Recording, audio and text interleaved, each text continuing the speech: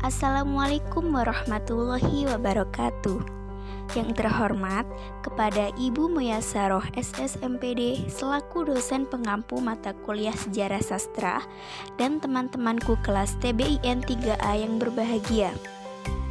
Pada kesempatan kali ini, kami dari kelompok 6 Sejarah Sastra akan menjelaskan materi tentang periodisasi sastra Indonesia angkatan 66. Adapun anggota dari kelompok kami yaitu 1. Nur Husniatul Mubarok, 2. Sita Muthaharoh, 3. Dahliatul Hilmiah, 4. Faizal Abdi Yulik Pratama, 5. Rizka Ayu Oktaviana, 6. Januar Winahyu Pratama, dan yang terakhir Selvia Eva Novaliana. Periodisasi sastra Indonesia angkatan 66. Latar belakang kemunculan sastra angkatan 66. Kenyataan sejarah membuktikan bahwa sejarah awal pertumbuhan sastra Indonesia, para pengarang sudah menunjukkan perhatian yang cukup serius terhadap dunia politik. Nama angkatan 66 pertama kali digunakan oleh H.B. Jassin dalam angkatan 66 prosa dan puisi.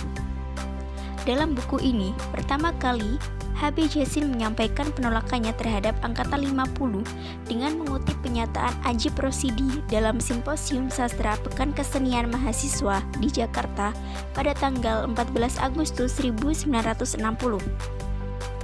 H.B. Jassin mengkritisi semua konsepsi-konsepsi angkatan 50 dan angkatan terbarunya Ajip Rosidi dengan nada emosional dan keras.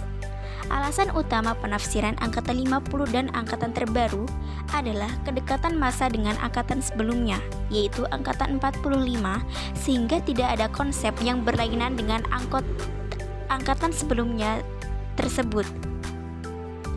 Sebelum munculnya nama sastra angkatan 66, B.S. Rendra dan kawan-kawannya dari Jogja pernah mengumumkan nama sastra angkatan 50 pada akhir 1953.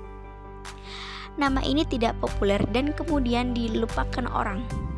Secara politis, lahirnya angkatan ini dilatar belakangi oleh pergolakan politik dalam masyarakat dan penyelewengan pemimpin-pemimpin negara yang tidak memiliki moral, agama, dan rasa keadilan demi kepentingan pribadi dan golongan. Penyelewengan tersebut antara lain pelanggaran terhadap Pancasila sebagai dasar negara dan Undang-Undang Dasar 45 dengan memasukkan komunis sebagai sebuah nilai keindonesiaan yang tentu saja melanggar sila pertama. Selain itu, pengangkatan Soekarno sebagai presiden seumur hidup tidak sesuai dengan prinsip demokrasi. Hal-hal tersebut membuat negara menjadi semakin terpuruk dan rakyat menderita. Akhirnya, dengan semangat kebangkitan angkatan 66, masyarakat menolak kebudayaan didominasi oleh politik. Perlawanan ini dilakukan oleh semua kalangan yang diawali oleh gerakan mahasiswa. Selain pemberontakan-pemberontakan di daerah seluruh Indonesia, peristiwa politik tersebut berimplikasi pada paham sastra yang berkembang pada masa tersebut. Terdapat dua kelompok, yaitu kelompok penulis yang terkumpul dalam Lekra dan para seniman penandatanganan manifest kebudayaan. Selain itu, terdapat sastrawan yang tidak terkumpul pada keduanya yang tetap pada posisi netral. Lekra mulainya bukan lembaga budaya PKI, menjadi salah satu media dalam metode penyerangan terhadap berbagai bidang PKI yang agresif. Serangan dilakukan pada orang-orang yang tidak bersedia mendukung PKI. Salah satu tokoh yang diserang adalah Hamka. Maka pada awal Agustus 1963 di Bogor dan di Jakarta diadakan pertemuan-pertemuan antara tokoh budaya, pengarang, dan seniman lainnya untuk membahas manifest kebudayaan. Manifest kebudayaan adalah perlawanan-perlawanan yang dilakukan para budayawan dan sastrawan akibat tekanan yang bertambah besar dari pihak komunis dan pemimpin bangsa yang mau menyelewengkan negara. Hasil rumusan itu dibawa ke dalam sidang lengkap pada tanggal 24 Agustus 1963. Selaku pimpinan sidang, Gunawan Muhammad dan sekretarisnya Bokor Huta Suhud sidang memutuskan naskah manifest kebudayaan yang bunyinya sebagai berikut. 1. Kami para seniman dan cendekiawan Indonesia dengan ini mengumumkan sebuah manifest kebudayaan yang menyatakan pendirian, cita-cita, dan politik kebudayaan nasional kami. 2. Bagi kami, kebudayaan adalah perjuangan untuk menyempurnakan kondisi hidup manusia. Kami tidak mengutamakan salah satu sektor kebudayaan di atas sektor kebudayaan yang lain. Setiap sektor berjuang bersama-sama untuk kebudayaan itu sesuai dengan kodratnya. 3. Dalam melaksanakan kebudayaan nasional, kami berusaha menciptakan dengan kesungguhan yang sejujurnya sebagai perjuangan untuk mempertahankan dan mengembangkan martabat dari kami sebagai bangsa Indonesia di tengah-tengah masyarakat bangsa-bangsa. 4. Pancasila adalah falsafah kebudayaan kami. Selanjutnya, ciri-ciri sastra angkatan 66 dikelompokkan menjadi 2 kelompok, yaitu 1. Kelompok sastra 60 sampai dengan 66 merupakan masa kejayaan sastrawan lekra yang bernaung di bawah panji-panji PKI. Sastrawan yang berseberangan dengan PKI dapat dikatakan kurang berkembang, apalagi manifest kebudayaan yang menjadi konsepsinya dicekal dan dilarang pemerintah. 2. Kelompok sastra tahun 66. Kelompok sastra tahun 66 sampai dengan 70-an. Masa ini didominasi oleh karya-karya yang berisi protes terhadap pemerintah. Dari segi isi, konsepsinya adalah Pancasila dan UUD 45. Dari protes sosial, ekonomi, dan politik yang dikemukakan dengan berapi-api dan retorikanya sangat kuat, beralih ke curahan hati dan perasaan lega pengarang yang sekian tahun tertindas, pada akhirnya tema agama menjadi warnanya. Peristiwa-peristiwa yang terjadi pada pertumbuhan sastra angkatan 66. Yang pertama, pada gerakan G30S PKI. Munculnya sastra angkatan 66 ini didahului dengan adanya kemelut di segala bidang kehidupan di Indonesia yang disebabkan oleh aksi teror politik G30S PKI dan ormas-ormas yang bernaung di bawahnya. Angkatan 66 mempunyai cita-cita ingin adanya pemurnian pelaksanaan Pancasila dan melaksanakan ide-ide yang terkandung di dalam manifest kebudayaan. Tumbuhnya sastra angkatan 66 sejalan dengan tumbuhnya aksi-aksi sosial yang memperjuangkan aksi-aksi sosial politik di bawah angkatan 66 yang dipelopori oleh KAMMI atau KAPPI untuk memperjuangkan Tritura. Secara politis, angkatan 66 terlahir dari pergolakan politik di masyarakat dan penyelewengan oleh pejabat negara yang tidak memiliki moral, agama, dan rasa keadilan. Dengan semangat kebangkitan 66, masyarakat menolak budaya yang didominasi dengan politik. Peristiwa sastra pada masa itu adalah H.P. Jassin yang memproklamasikan sebagai sastra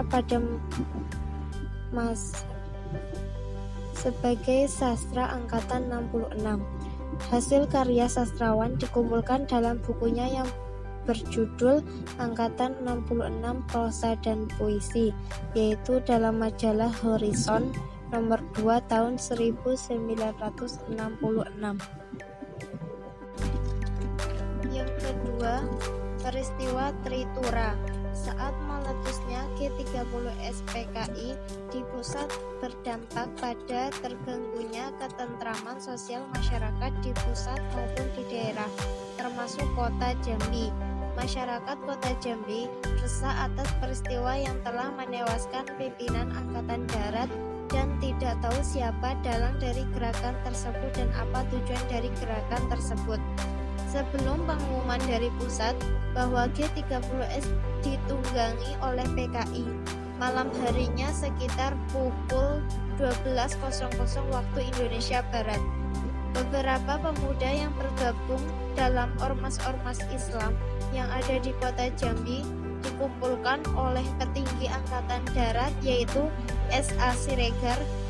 Tujuan pengumpulan pemuda tersebut adalah untuk membuat tulisan-tulisan di kota Jambi dengan menggunakan cat yang telah disiapkan. Mereka membagi diri menjadi 3 kelompok.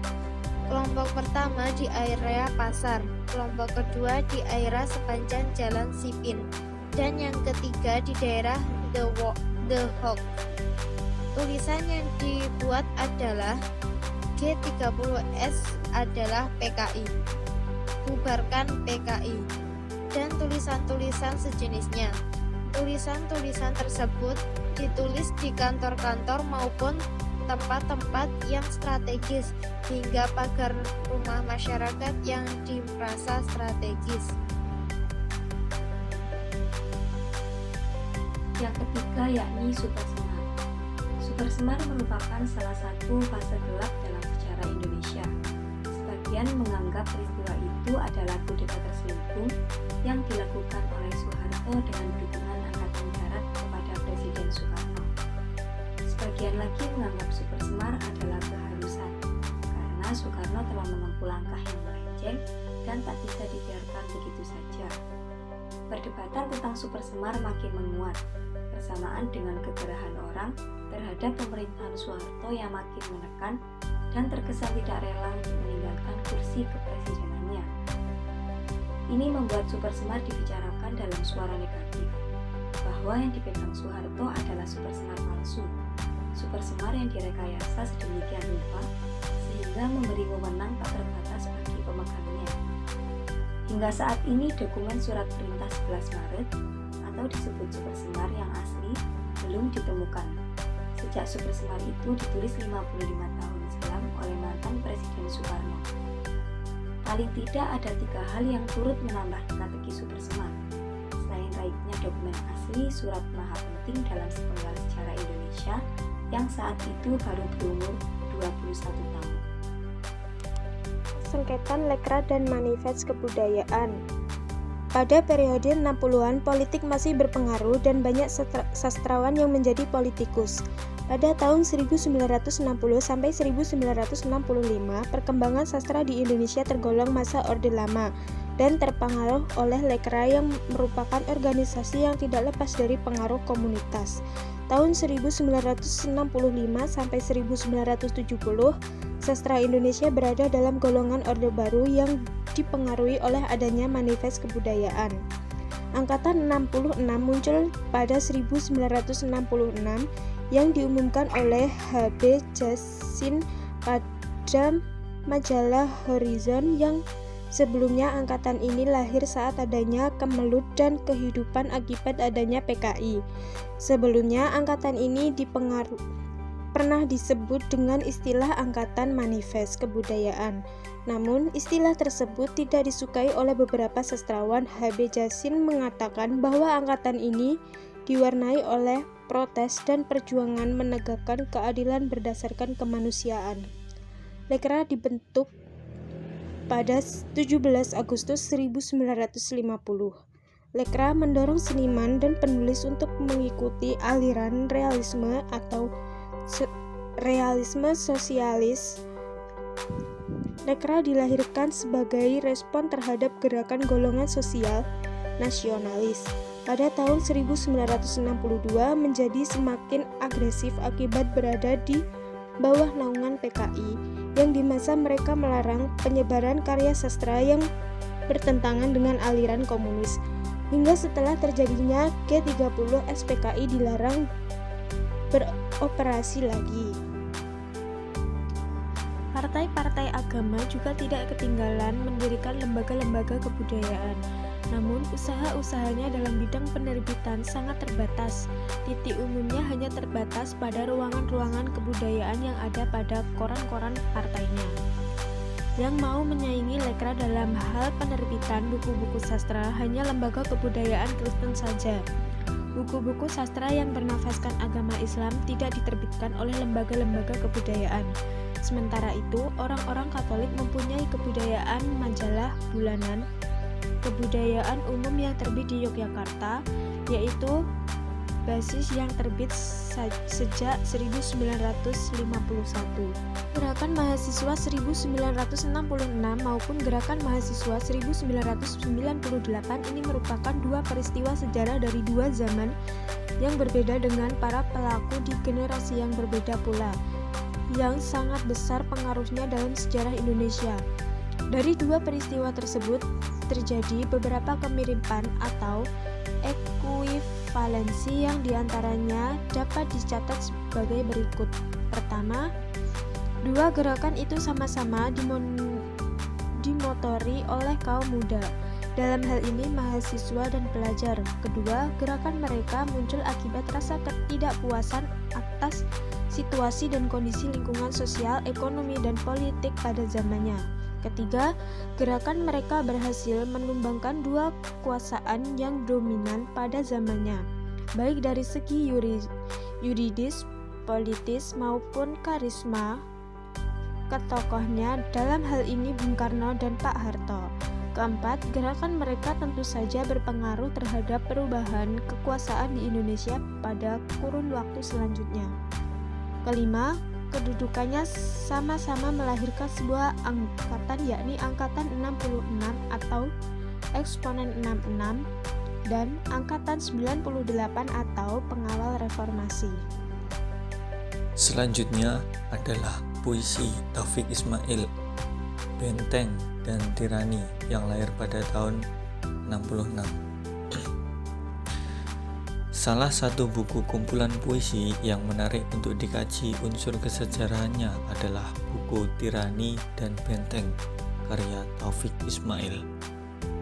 Buku ini, penulis yakni membuat fakta-fakta sejarah bangsa Indonesia, terutama sejarah perjuangan yang terjadi antara tahun 1960 sampai 1966. Hal ini sesuai dengan tahun-tahun penulisan puisi berdasarkan observasi awal yang penulis lakukan. Di dalam buku ini ditemukan fenomena sejarah bangsa Indonesia yang erat kaitannya dengan pergolakan yang terjadi di akhir masa pemerintahan Soekarno. Fenomena sejarah yang muncul bentuk gambaran tentang kondisi sosial masyarakat Indonesia yang diwarnai keprihatinan, kemiskinan, dan kesengsaraan, serta iklim politik yang labil pada masa transisi pemerintahan Orde Lama menuju Orde Baru. Di kulit belakang buku Tirani dan Benteng, C.S. Hadis memberikan komentar. Tirani, meskipun kalau ia punya kelemahan sebagai sajak-sajak yang berdiri sendiri karena sifat fragmentaris, bernafas pendek atau tidak selesai, namun sebagai kumpulan saja ia merupakan snapshot tajam dari periode sejarah sebagai peristiwa maupun sejarah kisah, karena periode sejarah yang direkamnya justru pada sebuah titik penyimpangan dari suatu orde ke lain orde yang baru. Komentar senada juga disampaikan oleh Muhtar Lubis yang berbunyi, ketika saya membacanya untuk pertama kali di rumah tahanan Jalan Keagungan Jakarta, saya merasa seakan angin segar datang menghembuskan melenyapkan kegelapan yang ditimbulkan dalam relung-relung kalbu manusia Indonesia oleh tirani 100 menteri.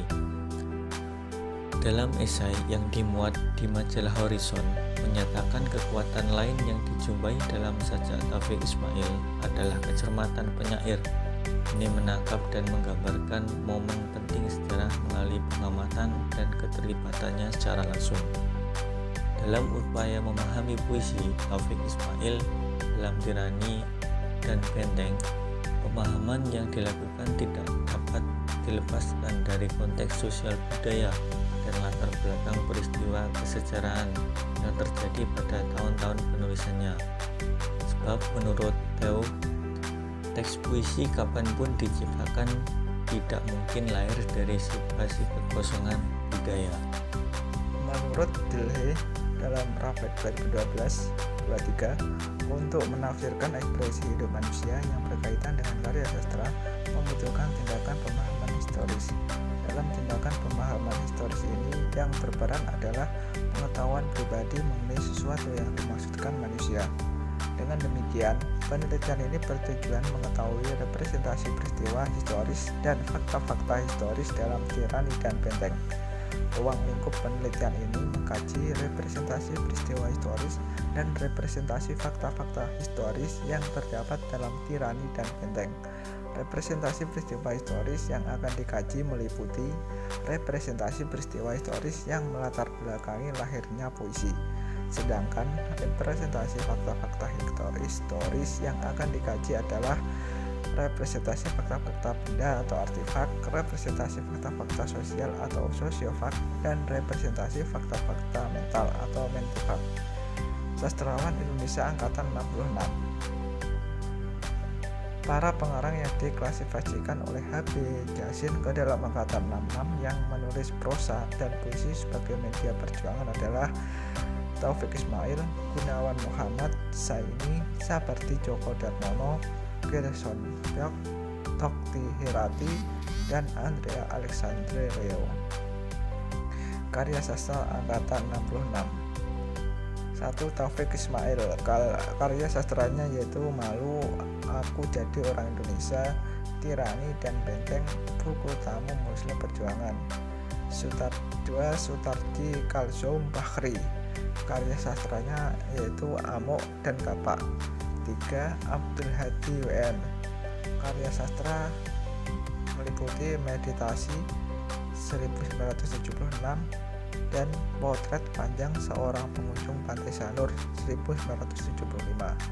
4. Sapardi Djoko Darmono. Karya sastranya Duh Kamu Abadi 1969 dan Mata Pisau 1974. 5. Gunawan Muhammad. Karya sastranya Parikesit 1969 dan Interlude 1971.